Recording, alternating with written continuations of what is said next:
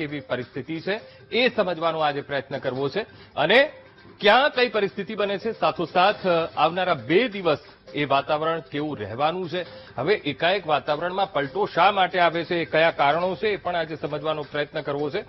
કેટલા દિવસ આ વાતાવરણમાં તેની અસર રહેવાની છે, ગરમી કેટલા સમય સુધી અને કેવી ગરમી પડવાની છે એના વિશે પણ વાત કરીશું અને એના કારણોની પણ ચર્ચા કરીશું. સાથોસાથ કેટલા દિવસ એ ગરમી રહેવાની છે એ પણ જાણીશું. પણ એ પહેલા જે રીતે છેલ્લા 2 દિવસથી આપણે જોઈ રહ્યા છીએ વાતાવરણમાં એકાએક પલટો આવે છે અને જબરદસ્ત વરસાદ પડે છે. હવે કોઈ એક ક્ષેત્રમાં આખા ક્ષેત્રમાં એ વરસાદ નથી પડતો, પણ છૂટો છવાયો ગાજવીજ સાથે વરસાદ પડે છે. સૌથી પહેલા આંધી તુફાન ચડે છે અને ત્યારબાદ વીજળીના કડાકા ભડાકા સાથે વરસાદ પડે છે. ત્યારે એ કઈ સિસ્ટમ એ જવાબદાર છે, એ કારણો શું છે, એ કારણોને અહીંયા સમજવાનો પ્રયત્ન કરવો છે. ત્યારે સૌથી પહેલા આઈએમડીની વેબસાઇટ ઉપર આપણે અહીંયા જોઈએ તો અહીંયા સેટેલાઇટ ઇમેજ જે દેખાઈ રહી છે તેમાં જોઈ શકાય છે કે આ આપણો ભારતનો એ નકશો અને સાથોસાથ અહીંયા પરિસ્થિતિ શું બની રહી છે. હવે એક વરસાદી સિસ્ટમ આપણે અહીંયા એટલે કે મધ્ય ભારતમાં એક સિસ્ટમ આપણને અહીંયા જોવા મળી રહી છે. તો મધ્ય ભારતમાં એ સિસ્ટમ આપણને અહીંયા દેખાઈ રહી છે. આ રહી આ એક સિસ્ટમ છે. અહીંયા આ તરફ જોઈશું તો મહારાષ્ટ્ર અને સાથે સાથે એ દક્ષિણનો આખો જે ભાગ છે ત્યાં પણ એ વરસાદી સિસ્ટમ આપણને જોવા મળી રહી છે. આ તરફ પૂર્વોત્તર એ ત્યાં પણ એ સિસ્ટમ અહીંયા બનતી જોવા મળી રહી છે અને એ સિસ્ટમને કારણે અહીંયા પણ એ અસર જોવા મળી રહી છે. એટલે કે સૌરાષ્ટ્રનો કેટલોક ભાગ સાથે સાથે દક્ષિણ ગુજરાતનો. અને આજે આપણે વાતાવરણમાં પલટો પણ આપણે જોયો છે કે કેવો વરસાદ આ ક્ષેત્રમાં પડ્યો છે. હવે સાથે સાથે આ તરફ કેરળ છે ત્યાં પણ વરસાદનું જોર છે. મહારાષ્ટ્રમાં પણ એ જોર રહેવાનું છે અને સાથે સાથે અહીંયા આપણને કેટલાક છૂટો છવાયો જે ગુજરાતનો ભાગ છે ત્યાં પણ આપણને એ દેખાઈ રહ્યું છે કે અહીંયા પણ એ વરસાદનું જોર એ રહેશે. કમોસમી વરસાદ. હવે કમોસમી વરસાદ એટલે સૌથી પહેલા તો પવન ફૂંકાશે ને ત્યારબાદ વીજળીના કડાકા ભડાકા સાથે, કારણ કે આ થંડરસ્ટોર્મ એક્ટિવિટી અહીંયા બતાવવામાં આવી રહી છે કે ક્યાં ક્યાં એ સિસ્ટમ એ એક્ટિવ છે અને કયા કયા ક્ષેત્રમાં આ રીતે વરસાદ ભારે વરસાદ એ થઈ શકે છે. હવે અહીંયા આગળ એ પણ જોઈએ કે આ સિસ્ટમ બને છે ત્યારે આ ક્યાં ક્યાં એ સિસ્ટમ બને છે. હવે 7 તારીખ એટલે કે આજની તારીખની આપણે વાત કરીએ, 7 થી લઈને 8 તારીખ અને 7 થી 8 તારીખમાં એ કેવી સિસ્ટમ બને છે અને સાથે સાથે કયા એ પવનો એ જવાબદાર છે, ક્યાં ક્યાં એક પ્રેશર એ બન્યું છે. તો સૌથી પહેલા અરબી સમુદ્રમાં આપણને અહીંયા એક પ્રેશર આપણને જોવા મળી રહ્યું છે. અરબી સમુદ્રમાં એક પ્રેશર બન્યું છે જેના કારણે અહીંયા એક સિસ્ટમ બની છે ને એ સિસ્ટમની અસર અહીંયા આપણને જોવા મળી રહી છે આપણા રાજ્ય ઉપર. સાથોસાથ અહીંયા પણ એક સિસ્ટમ છે અને એ સિસ્ટમનું પ્રેશર પણ અહીંયા એ આવી રહ્યું છે જેના કારણે આ સૌરાષ્ટ્રનો કેટલોક આખો ભાગ છે, સાથે સાથે મધ્ય ગુજરાતનો કેટલોક ભાગ અને સાથોસાથ દક્ષિણનો પણ એ ભાગ એ લઈ લે છે. એટલે કે ત્યાં વરસાદનું જોર એ રહે અને સાથોસાથ પવનની ગતિ પણ એ બતાવે છે, કારણ કે થંડરસ્ટોર્મ એક્ટિવિટી.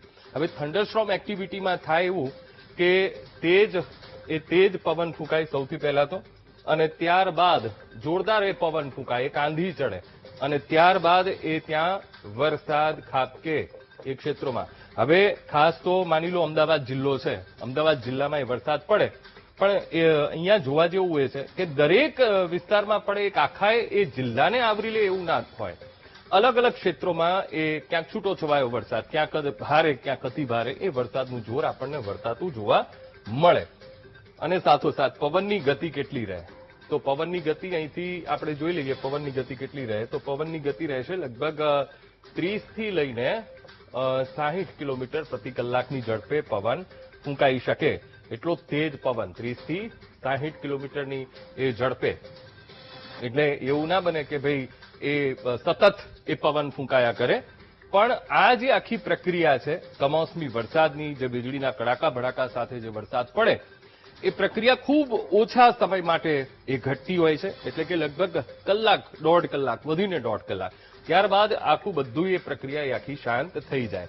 હવે એ થાય છે કેમ એ પણ અહીંયા સમજવું એ ખાસ જરૂરી છે કે શા માટે આ એ પ્રક્રિયા થાય છે. તો અહીંયા એક સાયક્લોનિક સર્ક્યુલેશન અરબી સમુદ્રમાં બન્યું છે અને જેના કારણે એ પ્રેશર અહીંયા જોવા મળી રહ્યું છે. હવે આ પ્રેશર જે દબાણ ઊભું કરે છે એ સીધું જ અહીંયા સૌરાષ્ટ્રના ભાગોને અસર કરે છે. એટલે કે આ જે આખો પટ્ટો છે ત્યાં એ વરસાદનું જોર રહે. સાથોસાથ દક્ષિણ ગુજરાતનો જે આ ભાગ છે ત્યાં પણ એ વરસાદનું જોર રહે અને મધ્ય ગુજરાતમાં પણ વરસાદનું જોર રહેતું જણાય. અને આ આખી જે વસ્તુ છે એ લગભગ 2 દિવસ સુધી આપણને જોવા મળશે. એટલે કે 8 થી લઈને 9 તારીખ એટલે 2 દિવસ છેલ્લા આવનારા 2 દિવસ સુધી વરસાદનું જોર રહેવાનું છે. છૂટો છવાયો વરસાદ રહેવાનો છે. એકદમ જબરદસ્ત જે ચોમાસાની જેવી જે ફીલ આપે એવો વરસાદ નથી રહેવાનો, પણ આંધી તોફાન અને એની સાથે ભારે વરસાદ રહે અને એ જે કલાકનું ઘટનાક્રમ છે. હવે જ્યારે 8 થી 9 તારીખ 8 થી 9 તારીખ આ 2 તારીખ એવી છે 8 અને 9 કે જ્યારે વરસાદનું જોર એ જોવા મળશે આપણને રાજ્યના અલગ અલગ ભાગોમાં. ત્યારબાદ શું થશે?